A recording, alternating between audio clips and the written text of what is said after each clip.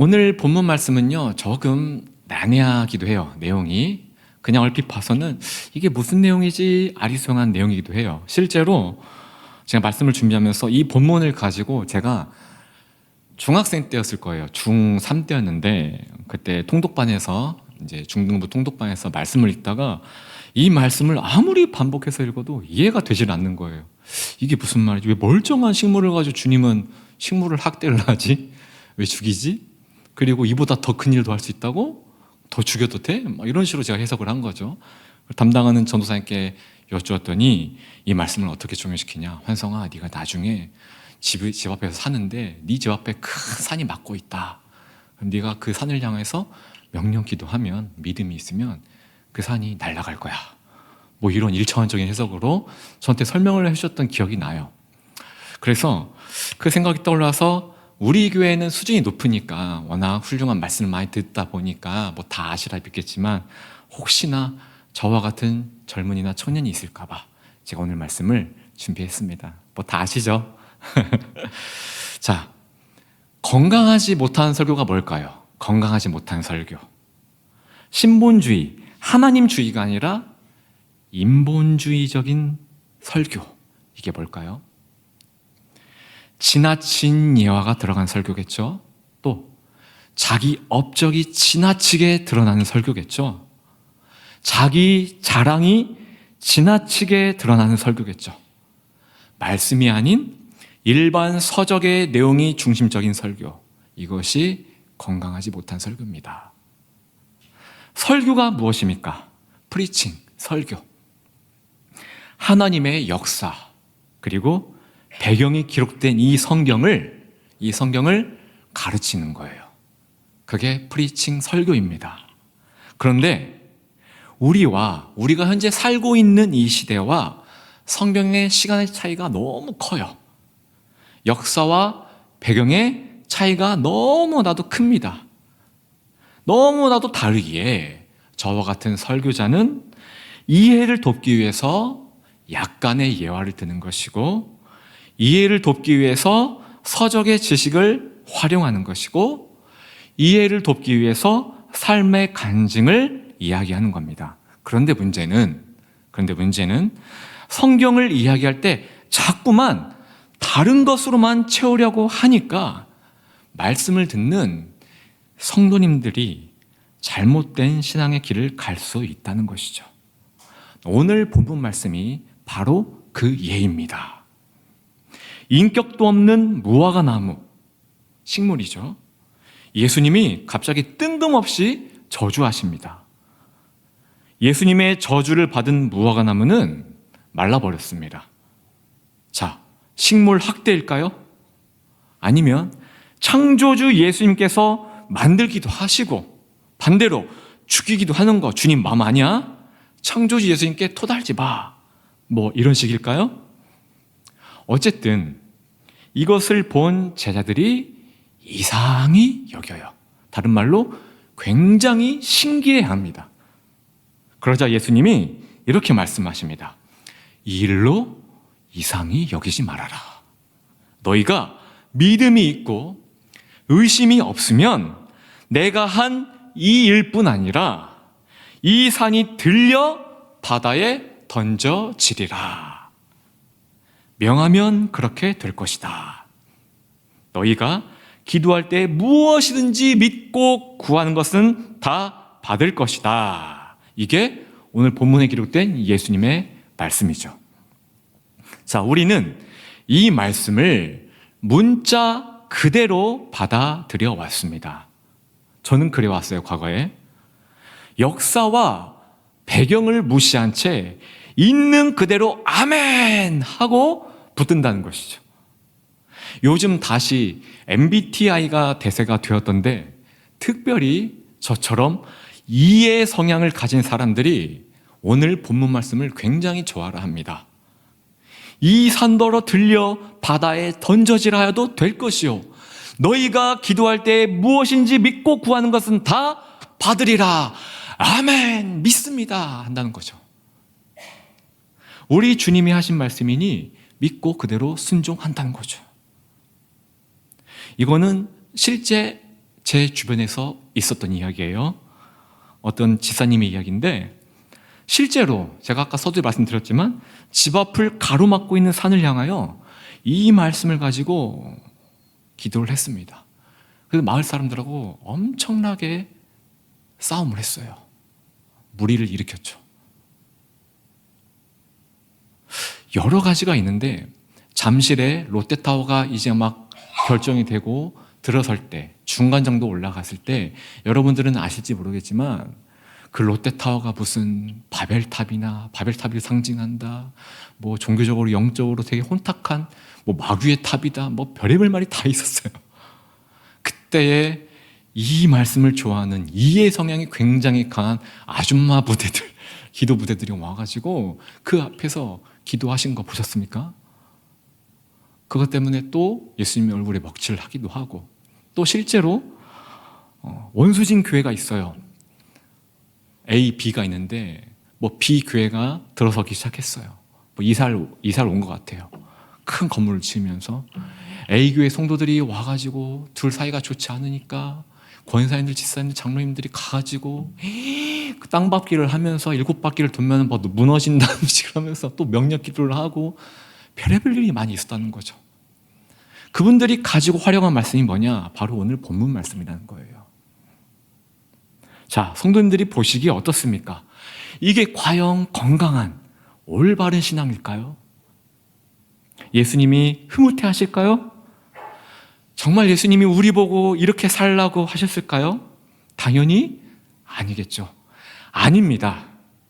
저는 오늘 이 본문 말씀을 준비하면서 다시 한번 경각심을 가졌습니다. 설교할 때 제발 쓸데없는 말은 넣어두자. 예화에 의지하지 말자. 일반 서적의 내용에 의지하지 말자. 오직 말씀 중심으로 설교하자. 본문에 기록된 내용이 정확하게 무엇을 의미하고 있는지를 목회자가 알아내서 성도들에게 바른 교훈으로 가르쳐 주자. 성경에 기록된 내용이 오늘날 살아가는 우리에게 하나님은 어떻게 말씀하시는지 성도님들에게 알려주자. 이것이 목회자인 제가 할 일 아닙니까? 그렇죠? 자, 이제 본문 말씀으로 돌아와 봅시다. 예수님이 활동했던 당시에 예루살렘 종교기관을 담당하고 운영했던 사람들이 누구죠? 서기관과 바리새인입니다. 이 정도는 아시죠? 젊은이 예배니까 조금은 제가 수준을 높여서, 그렇지만 어렵지 않게, 졸지 않게 제가 말씀을 잘 알려드릴게요. 자, 서기관과 바리새인입니다. 이해하기 쉽게 오늘날로 따지면 한국 모든 교회를 운영하고 관리하는 총회의 임원들을 말하는 거예요. 이해하시죠? 예수님은 예루살렘 종교기관의 실패를 알려주기 위해서 열매 없는 무화과 나무를 저주하셨어요. 상징입니다, 상징. 식물을 향하여 믿음으로 저주 기도하면 말라 죽는다. 너희도 이 기적을 행할 수 있다. 이런 단순 무식한 것을 알려주려는 것이 아니라는 거죠. 서기관과 바리새인들이, 종교 리더자들이 내 자녀들에게 지금 잘못된 길을 가게 하고 있다. 생명이 아닌 사망의 길로 인도하고 있다. 눈먼 목자가, 맹인이 양들을 절벽으로 인도하고 있구나. 그것을 봐라. 그것을 깨달아라. 저들에게서 무슨 열매가 나겠느냐. 이것을 알려주기 위함이었다는 거죠. 그러나 제자들은 깨닫지 못하고 말라버린 무화과나무를 향해서 신기하게 쳐다만 보고 있었다는 거예요. 예수님이 보여주신 기적에 놀라기만 했을 뿐입니다. 이것에만 집착했어요. 실패한 성전 리더자들에 대한 더 큰 교훈을 파악하지 못했다는 거죠. 이 제자들의 반응에 예수님이 어떻게 하셨죠? 무화과 나무에 그만 집착하고 고개를 들어 이 산을 봐라. 우리 주님이 말씀하십니다. 자, 여기서 잘 들으세요. 예수님은 제자들에게 이 산이라고 말씀하셨습니다. 여러분 성경에 보면 기록되어 있죠? 이 산. 손가락으로 정확하게 가리키며 지목하신 산이 있었다는 거예요. 이게 중요합니다. 오늘 주신 말씀은 결코 추상적인 말씀이 아닙니다. 예수님과 제자들이 봤던 이 산, 여기에는요, 여러 의견이 있어요. 이 산은 시온산이다, 또는 감람산이다. 그러나 오랜 세월이 흐르면서 축적된 데이터, 이 지식과 실제 이곳 현장에 가서 오랜 시간 연구한 결과 많은 학자들이 지지한 산은 시온산, 감람산이 아니라 바로 헤로디움입니다. 헤로디움. 왜 헤로디움인지 설명을 하게 되면 성경 스터디 시간이 되기 때문에 생략하겠습니다. 그러나 예수님과 제자들이 봤던, 예수님이 지목했던 이 헤로디움이 무엇인지는 알아야 한다는 거죠. 이 헤로디움은 헤롯 대왕이 산 위에 세운 요새예요. 유대 사망에서 가장 높은 곳에 위치해 있습니다. 이 요새는요, 이 헤로디움에는 로마식 목욕탕, 그리고 극장, 화려한 정원, 그리고 거처 등을 갖추고 있습니다. 이게 헤로디움입니다. 간사님 사진 한번 띄워주실래요? 자, 보세요.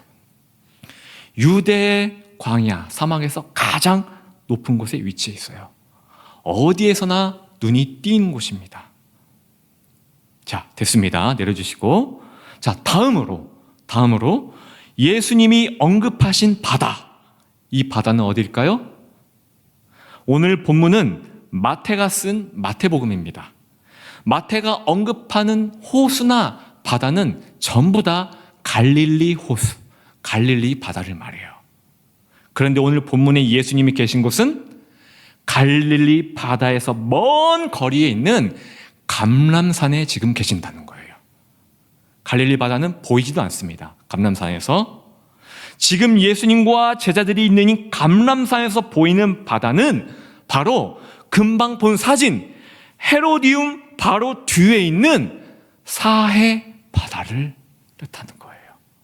이해하시죠? 자, 강사님 한 번 더 사진 띄워줄래요? 다음 사진. 자, 보세요. 지금 그림이 선명하지 않지만 요 가운데 봉우리 위에 이게 헤로디움이에요. 여기에서 멀지 않은 주변이 감람산이고, 지금 예수님과 제자들이 이 헤로디움 주변에 있고, 예수님은 이 산 할 때 그 산이 바로 이 헤로디움이었고, 이 산을 들어 저 바다에, 그 바다가 어디예요? 저 뒤에 있는 사해를 말하고 있다는 것이죠. 됐습니다. 자, 우리는 사해를 단순히 죽음의 바다, 바다의 생물이 도무지 살 수 없는 죽음의 바다, 염분이 굉장히 높은 바다, 이 정도로만 알고 있습니다. 지금의 사해는 관광지가 되었죠. 염분이 워낙 높기에 사람들이 바다 위에 둥둥 떠다닙니다. 사해 사진을 검색해보면 대부분의 사진이 무엇이죠? 사람들이 둥둥 떠있는 사진들 뿐이죠. 그런데 예수님이 활동했던 2000년 전에는 어땠을까요? 랍비, 율법교사죠. 랍비들은 이교적인 형상을 새긴 가재도구, 이 가재도구가 가정에서 쓰이는 집게들을 말해요. 생활도구들. 또 이교 숭배와 연관된 목재들, 이런 것들이 있었어요. 이런 것들은 하나님이 보시기에 부정하니까, 더러우니까 갖다 버리라고 사람들에게 지시했습니다. 누가? 랍비가. 자, 여기서 퀴즈. 랍비의 지시를 받은 사람들은 이것을 어디에 버렸을까요? 퀴즈예요. 정답 뻔하죠? 사해입니다. 사해. 네, 사해예요. 유대인들에게 있어 사해란요, 우리에겐 관광지지만 유대인들에게 있어 사해란 생명이 없는 죽음의 바다에 하나님이 부정하다 하는 죄악의 것들을 버리는 장소로 여겼다는 것이죠. 이해하시죠? 자, 이제 예수님이 지목하신 헤로디움과 사해에 대해서 제가 한번 정리해 보도록 하겠습니다. 예수님이 헤로디움을 지목하신 것은 감람산에서 눈에 띄게 쉽게 보여서 뿐만 아니라 헤로디움이 상징하는 것 때문이었다는 거예요. 이게 중요합니다. 자, 잘 들어보세요. 장소는 무언가를 연상시켜요. 우리가 아는 장소에 대한 말을 들으면 그 장소 특유한 인상을 떠올리게 됩니다. 음악도 그러지 않습니까? 예를 들어 보면 미국의 백악관. 자, 일단 미국의 백악관 하면 전 떠오르는 이미지가 뭐냐? 긍정적이에요. 존중심이 있습니다. 그리고 권위가 가득해요. 이게 제 안에 있는 미국의 백악관이에요. 자, 미국의 백악관과는 다르게 본문에 등장하는 제자들에게 헤로디움은요, 굉장히 안 좋은 생각과 기분이 들었다는 거죠. 왜 정반대 생각과 기분이 들었을까? 예, 모기가 달라드네요.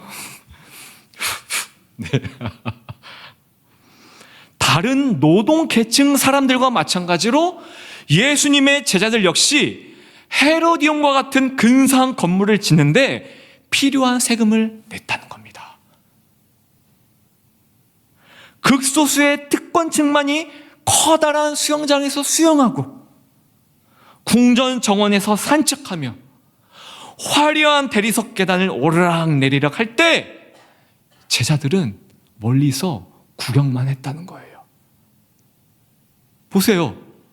이들은 세금을 냈지만, 똑같이 세금을 냈지만 그 헤로디움 안에 있는 식당이나 로마식 목욕탕이나 화려한 정원을 결코 이용할 수 없었다는 겁니다. 로마를 등에 업고 왕이 된 헤롯, 그 헤롯에 의해 지어진 헤로디움, 헤로디움이 지어진 장소는 하나님이 이스라엘 백성들에게 주신 약속의 땅, 헤롯이 약속의 땅에 헤로디움을 지었다라는 의미는 이 모든 점유권은 하나님이 아니라 막강한 힘을 가진 로마에게 있다라는 것을 알리기 위함이었다는 거예요. 이해하시죠? 제자들의 관점에서 헤로디움은 사회의 온갖 그릇된 것을 대표했던 것이었어요. 자, 그런데 보세요. 이들이 무엇을 할 수 있습니까? 제자들은 로마 세계라는 막강한 조직 속에 갇힌 촌사람에 지나지 않습니다. 아무것도 아니에요. 가난하고 힘없는 촌사람. 이들이 할 수 있는 것은 없습니다. 그러나 이들이 믿음으로 기도하면 무화과 나무를 시들게 하는 것보다 훨씬 큰 일을 이룰 수 있다는 말씀이에요. 헤로디움이라는 사탄의 막강한 부와 권세, 하나님을 업신여기는 온갖 그릇된 것들, 이러한 것들이 생명이 없는 죽음의 바다, 지옥, 그 사해에 던져지도록 강구하면 실제로 이루어진다는 말씀입니다. 이것이 성경이 말하는 메시지예요. 하나님은 오늘 본문 말씀을 통해서 저와 여러분에게도 말씀하십니다. 말라버린 무화과 나무와 같은 사소한 일에 몰두하지 말라. 아멘. 우리는 몰두합니다. 내가 기도한다고 이 일이 해결될 수 있을까? 내가 기도한다고 관계 문제가 풀릴 수 있을까? 내가 기도한다고 병이 나을 수 있을까? 나도 예수님처럼 믿음의 사람들처럼 저렇게 일을 잘 해결할 수 있을까? 이 같은 일은 내 믿음의 역량을 넘어선 일이야. 불가능해. 난 못해. 이렇게 푸념하고 있는, 좌절하고 있는 두려움에 삼켜진 우리에게 예수님이 찾아오십니다. 그리고 우리의 어깨를 툭툭 건드리면서 이렇게 말씀하십니다. 환성아, 눈을 돌려라. 눈을 돌려라. 내가 지목하는 이 산을 보아라. 눈을 돌리니 뭐가 보일까요? 헤로디움이 보입니다. 그런데 그 헤로디움은 김환성 목사 스스로가 만들어낸 헤로디움이에요. 교회와 하나님 나라를 가로막는 큰 장애물이 바깥에 있는 줄 알았는데 바로 내 안에 있음을 발견하게 된 것이죠. 나에게 있어 가장 중요한 문제는 말라버린 무화과 나무가 아니라 바로 내가 만든 헤로디움이라는 것이죠.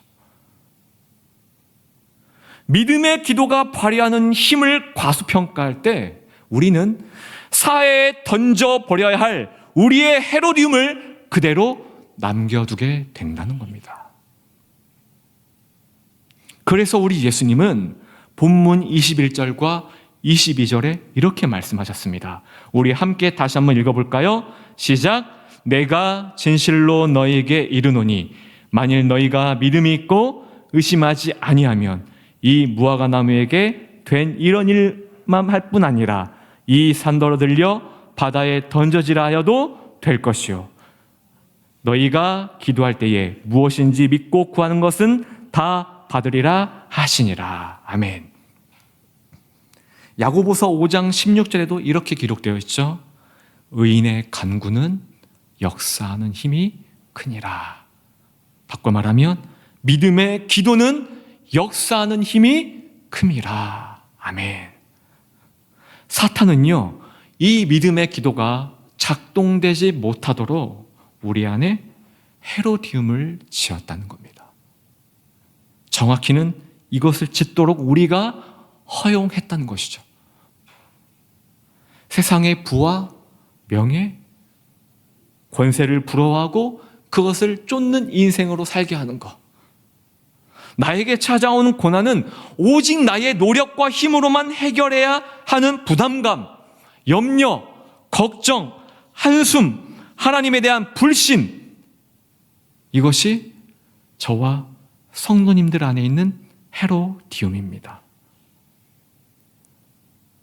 예수님은 우리에게 믿음의 기도를 요구하십니다. 아멘. 너의 헤로디움을 들어 사해에 던지라. 믿고 구하라. 내가 다 받으리라. 오늘 주신 말씀을 붙들고 믿음으로 기도하면 우리의 헤로디움은 사해에 던져질 줄 믿습니다. 또한 교회와 하나님 나라를 세워가는 강력한 종으로 쓰임받을 줄 믿습니다. 오늘 주신 말씀이 저와 여러분의 삶 가운데에 그대로 이루어지기를 예수님의 이름으로 축원합니다.